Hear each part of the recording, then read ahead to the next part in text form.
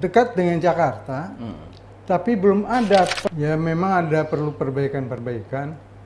Dan menurut informasi dari PUPR, betonisasi yang dilakukan oleh pemerintah Cilegon itu baru 8 km. Karena kami dari Komisi 4 dan juga seluruh anggota Dewan yang ada pokir masalah drainase segera akan dilakukan November ini.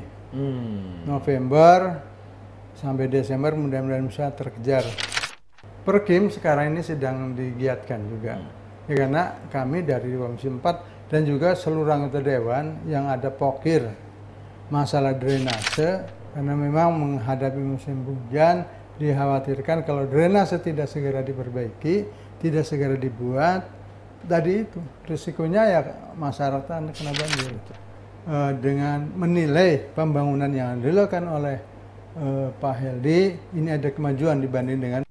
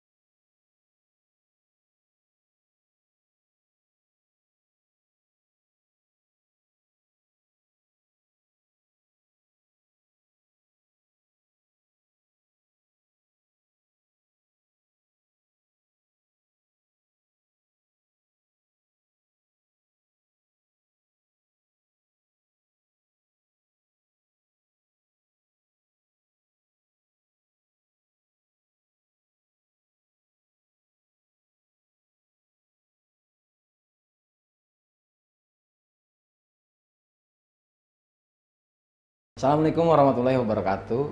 Bertemu lagi dengan saya Yadi Jaya Santika di podcast Banten High. Kita masih berkeliling di DPRD Kota Cilegon, di tepatnya dengan Komisi 4. Sudah hadir bersama saya anggota Komisi 4 DPRD Kota Cilegon, Bapak Haji Ana Najaudin. Betul Pak ya? Betul. Assalamualaikum Pak Haji.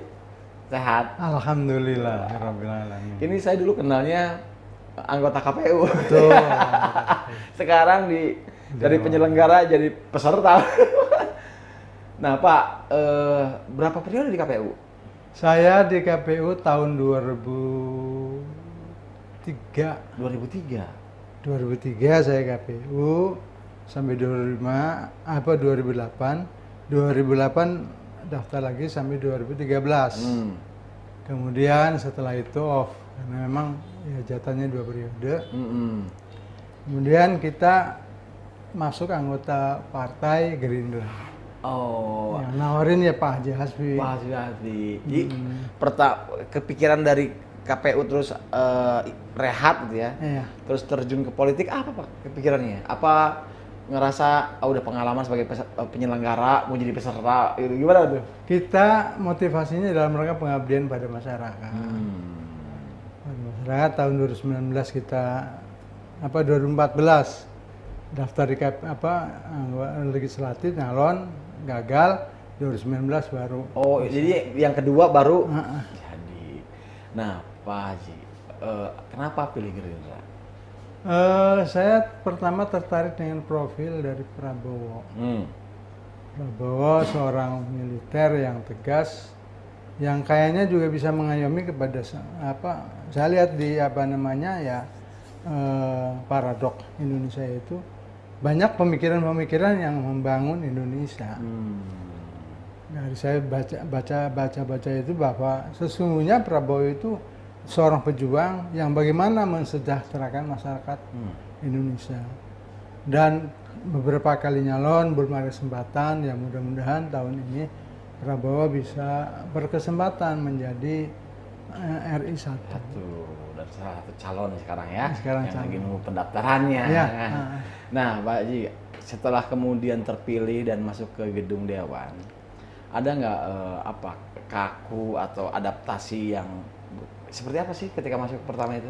Pertama kali saya mungkin ya adaptasi dulu ya, apa sih yang dilakukan sama teman-teman Dewan, kerjanya apa, kemudian seperti, kan kita legislasi, tugas dari Dewan itu pertama legislasi, kedua controlling, ketiga budget. Apa yang dilakukan oleh anggota Dewan? Ternyata ya sangat banyak kesibukan yang dilakukan oleh anggota Dewan. Saya merasakan sendiri kayaknya kunjungan-kunjungan itu selalu ada dan harus kita siap dengan fisik dan juga dengan pemikiran yang tentunya bagaimana supaya Cilegon ini lebih baik dari daerah-daerah yang lain. Nah, di bagian anggaran pun kita, kebetulan saya di bagian anggaran. Di bagian anggaran juga. Di Dewan itu ada di komisi, ada juga di alat kelengkapan. Betul. Alat kelengkapannya itu saya di Banggar dan juga di komisi 4 yang berbicara tentang pembangunan infrastruktur. Nah, bicara tentang pengalaman di KPU itu ketika di Dewan itu juga apa namanya? Jadi bekal atau modal juga menurut Pak Haji? Ada kaitannya gitu? Ada kaitannya. Yang pasti kita berkecimpung dengan masyarakat.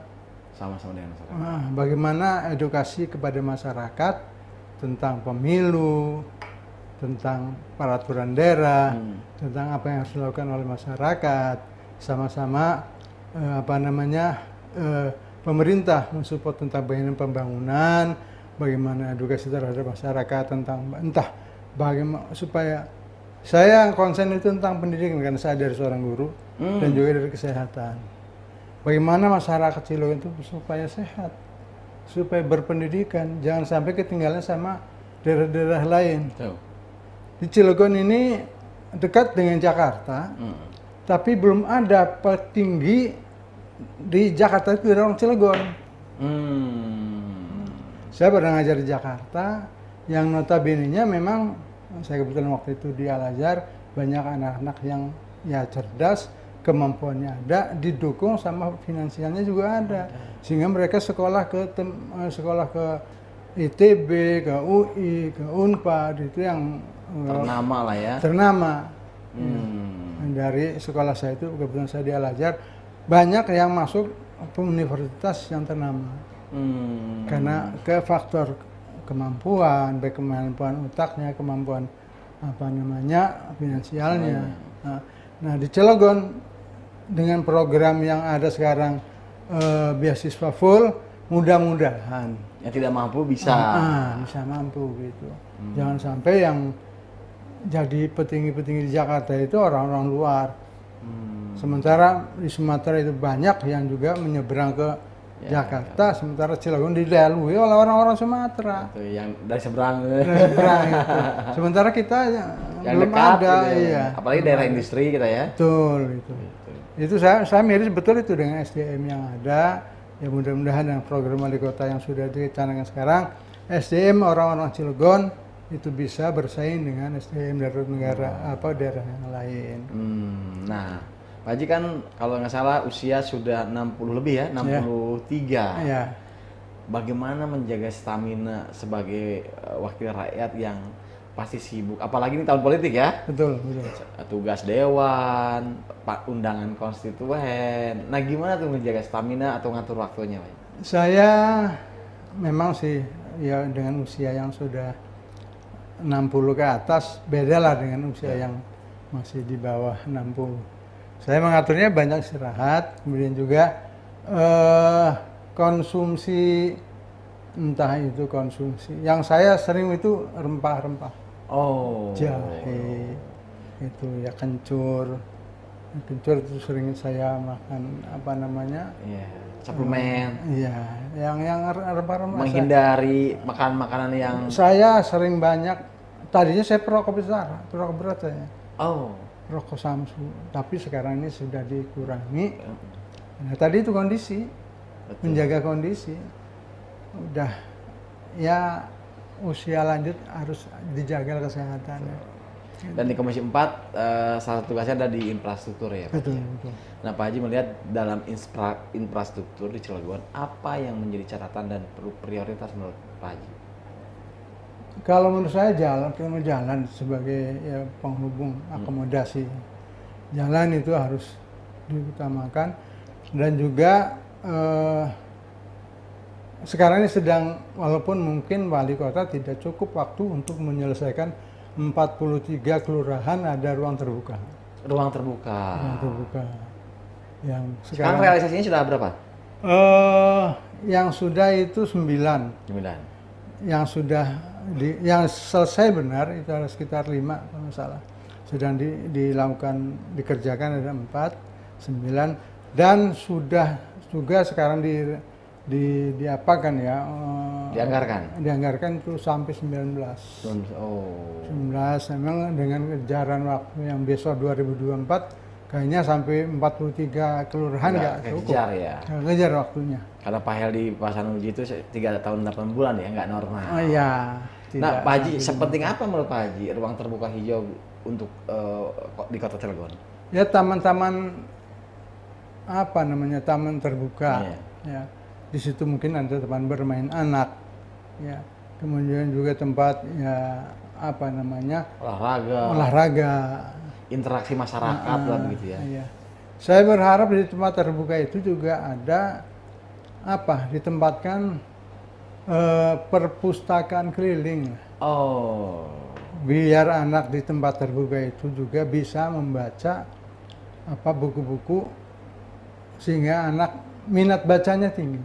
Karena pakai gadget katanya Pak Haji. Nah, itulah agar nggak terarah itu nggak terpantau ya. Dengan teknologi sekarang ini orang anak-anak lah itu banyak kan pegang HP, pegang alat-alat komunikasi yang akhirnya untuk membaca itu ya memang membaca tapi membacanya bukan dalam konteks hal lain ya, macam-macam lah di sana gitu ya. Tapi kalau dengan buku bisa diarahkan dengan buku ini gitu ya. Iya. Nah, sejauh ini kalau kita bicara tadi ruang terbuka hijau, lalu bicara kan kalau kita lihat Cilegon tuh katanya searah jalurnya lurus katanya. Tapi kan di dalamnya ada jalan lingkungan ya. Nah, Pak Haji ngelihatnya jalan lingkungan di Cilegon sudah seperti apa? Sudah layakkah sebagai yang kata orang ini kan kota metropolis katanya gitu. Ya memang ada perlu perbaikan dan menurut informasi dari PUPR betonisasi yang dilakukan oleh pemerintah Cilegon itu baru 8 km yang sudah dibetonisasi. Dari? Ya darinya itu saya belum ngecek. Tapi baru 8 kilo? Iya. Nah kemudian sekarang sedang ada di Cigiceh, itu betonisasi. Nah harapan saya sih jangan, di situ kan ada 1 kilo 700 meter. Harapan saya itu dipulkan, tapi katanya anggarannya nggak mencukupi. Jadi baru berapa meter, separuhnya kalau tidak salah, itu akan dibetonisasi. Anggaran tahun depan mungkin bisa dilanjutkan. Saya harapan begitu. Tapi yang namanya konblok dan aspal kecil, ya alhamdulillah di Cilegon ini sudah hampir merata lah. Hampir merata. Artinya jalan layak itu cukup tinggi. Wah, dengan berbagai versinya ya, ada beton, ada paving dan segala macam. Nah, Pak Haji kalau lihat kepemimpinan Pak Heldi Pasanuji sekarang yang lebih fokus ke SDM, lalu kemudian konon katanya infrastruktur kemudian menjadi nomor sekian lah begitu. Nah, menurut Pak Haji seperti apa tuh melihat itu? Justru saya sebagai Komisi 4 sering mendesak kepada PUPR supaya ditingkatkanlah untuk jalan, terutama jalan-jalan di kampung, karena kita ini untuk ya sebetulnya pemerintah Cilegon diuntungkan dengan jalan lurus itu kan provinsi, betul, wilayah provinsi atau wilayah nasional. Nah di kampung-kampung itu ya akhirnya tanggung jawabnya hanya di jalan-jalan ke kampung. Ya, bisa fokus gitu ke Iya, pemukiman. bisa fokus. Nah mudah-mudahan dengan kepemimpinan setahun lagi ini bisa fokus. Karena saya sering mendorong ke PUPR ini supaya kita kelihatan pembangunan jalan di Cilegon itu kelihatan bahwa PUPR bekerja. Kemudian Perkim itu juga kerja untuk masuk ke dalam itu ya. Karena ya kelurahan-kelurahan juga kerja adanya apa yang di kelurahan yang 1 miliar itu. Oh iya, dana kelurahan. Supaya jalan-jalan setapak di kampung-kampung itu tidak lagi terkesan jalan yang rusak. Gitu. Ya mungkin di tempat-tempat banyak juga yang memang diusulkan di wilayah Grogol, wilayah Purwakarta ke dalam sana itu masih juga banyak yang kurang ya harus diperbaiki benar gitu ya. Di bagian yang boros Purwakarta ke sana ke dalam itu juga perlu diperbaiki, perlu diperhatikan. Jangan sampai kejadian kayak yang lalu itu ada kapur yang ditabur itu kan. Karena apa? Karena memang ya masyarakat saking ya bukan sih tidak sabar, tapi emang udah lama. Udah lama ya. Terbengkalai lah istilahnya gitu. Nah, mudah-mudahan ini dengan waktu yang 1 tahun bisa dimaksimalkan gitu ya. Bisa dimaksimalkan. Nah, Kak Haji, kalau kita lihat bahwa ini musim panas akan berangsur ke menghadapi musim penghujan. Cilegon punya sejarah cukup prihatin dengan banjir ya. Betul. Nah, bagaimana antisipasi banjir terkait dengan infrastruktur? Apakah ada drainase segala macam Kak Haji melihatnya? Kita terutama Komisi 4 yang mendesak pada PUPR itu untuk ya jalan diperbaiki, drainase tidak diperbaiki, bahasanya tidak disentuh. Iya, tidak disentuh, cepat rusak. Iya, karena nggak ada pembuangan air. Dan pembuangan air akan melembab ke rumah-rumah kampung. Itulah yang menyebabkan banjir. Iya, itulah yang menyebabkan, karena drainasenya tidak segera diperbaiki, tidak segera dibuat. Jalannya sudah ada betonisasi, tapi samping kiri kanannya tidak ada drainase dan itu akan tumpah kepada rumah-rumah kampung, jalan itu. Nah sekarang progresnya drainase gimana Haji untuk antisipasi? Kita sering ke PUPR dan juga pada kecamatan untuk itu kan ada ya kelurahan juga. Iya. Apa bahasanya itu yang 1 RT 1 RW itu 100 juta. 1 RT sekarang ini dianggarkan 100 juta untuk perbaikan itu, dan itu dananya yang mengelola kelurahan. Untuk pengelolaan lingkungan. Dan itu juga termasuk pada perbaikan drainase yang ada di sekitar kelurahan masing-masing. Dan kalau kita lihat tentu kita tidak tahu, tidak bisa diprediksi ya musim penghujan itu anomali segala macam. Nah tapi kalau berdasarkan Kak Haji bahwa perbaikan di sektor infrastruktur terutama yang mengantisipasi banjir sudah dilakukan sesuai dengan apa yang diharapkan ya? Perkim sekarang ini sedang digiatkan juga. Ya, karena kami dari Komisi 4 dan juga seluruh anggota dewan yang ada pokir masalah drainase segera akan dilakukan November ini. November sampai Desember mudah-mudahan bisa terkejar. Karena Oktober ini kan kita sudah anggarkan untuk drainase itu. Karena memang menghadapi musim hujan dikhawatirkan kalau drainase tidak segera diperbaiki, tidak segera dibuat, tadi itu risikonya ya masyarakat kena banjir. Betul. Termasuk pembersihan sungai-sungai kali aja. Ya, sungai-sungai juga ada beberapa sungai dikeruk, diperbaiki supaya banjirnya itu terkendala lah. Iya, akhirnya ngalir gitu ya. Nah, Haji, ini mungkin beberapa pertanyaan terakhir nih. Kalau kita lihat sekarang sudah tinggal 1 tahun lagi Pak Heldi begitu ya. apa catatan Kak Haji soal Pak Heldi dan Pak Sanusi dalam kepemimpinannya sampai saat ini? Untuk apanya? Kepemimpinan Pak Heldi Oh, Pak Sanusi. pembinaan. Ya alhamdulillah lah. Ya walaupun di luar mungkin menilai banyak yang katakan tidak kompak, tapi saya lihat juga bagus mereka kampanyenya. Kedua saling mendukung. Artinya langkah mereka dalam memperhatikan masyarakat terus berjalan begitu ya. Walaupun di isu di luar pasti biasa lah Kak Haji ya. Dan sekarang kan Pak Heldi juga kader Gerindra kan. Betul. Nah, gimana Kak Haji sebagai anggota dewan yang kader orang Gerindra yang sekarang sama Pak Wali dalam mensinergikan program pemerintah dengan dewan dan dinas. Bagaimana gimana sih jalin komunikasinya dewan dengan SKP dan eksekutif? Kalau sekarang ini kan istilahnya bahwa legislatif itu adalah mitra kerja dari ya setara dengan eksekutif. Jadi tidak, kalau dulu kan saling kontrol.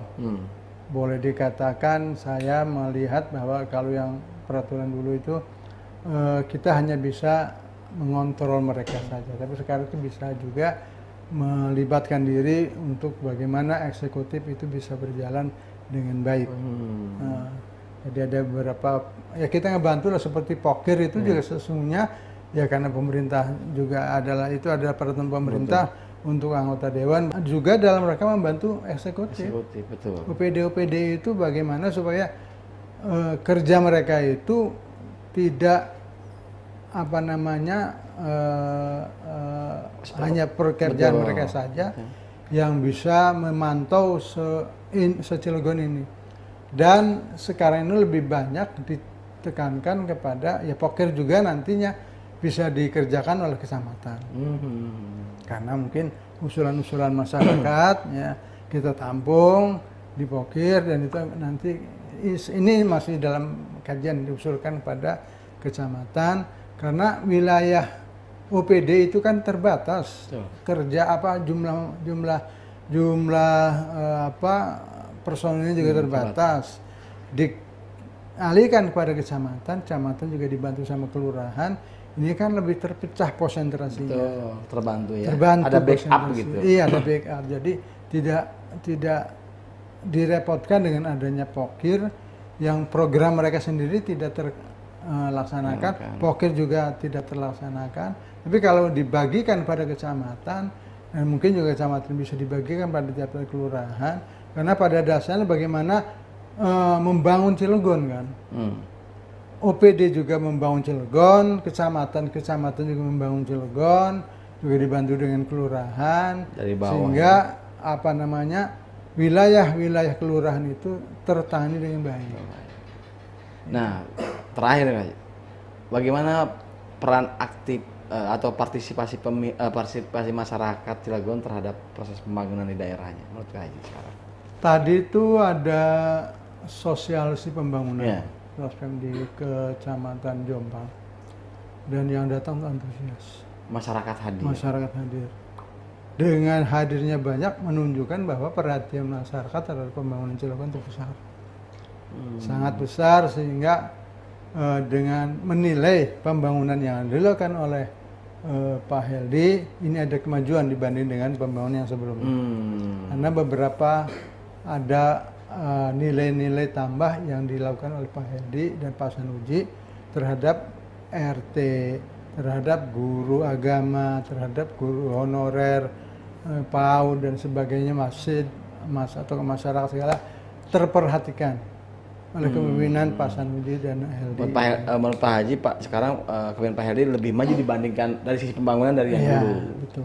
Memang harusnya seperti itu, makin ke depan tuh jangan mundur gitu. Betul, harus maju ya. Harus maju. Oke. Cilegon sebagai kota industri, ketika orang datang ke Cilegon masih belum perhatiannya masih minim gitu, artinya Cilegon kayak gitu. Harusnya lebih baik lagi. Dan sekarang itu ditunjukkan oleh Pak Heldi menurut Pak Haji ya. Baiklah. Ini sudah berapa menit ya kerasa Jadi mudah-mudahan perbincangan yang menarik dengan anggota DPRD Cilegon tertua. Usianya 60. Pak Haji maju lagi di 2024. Insya Allah. Di dapil yang sama. Di dapil yang sama. Iya, mudah-mudahan dikasih stamina yang kuat Pak Haji ya. Amin. Dan sesuai dengan yang diharapkan. Amin. Pak Haji terima kasih banyak udah nyempatin waktu. Mudah-mudahan sehat dan terus berkarya begitu ya, bermanfaat buat masyarakat. Baik, itulah podcast kita kali ini dengan anggota Komisi 4 DPRD Kota Cilegon, Haji Anan Najahudin. Terima kasih banyak. Wassalamualaikum warahmatullahi wabarakatuh. Waalaikumsalam warahmatullahi wabarakatuh.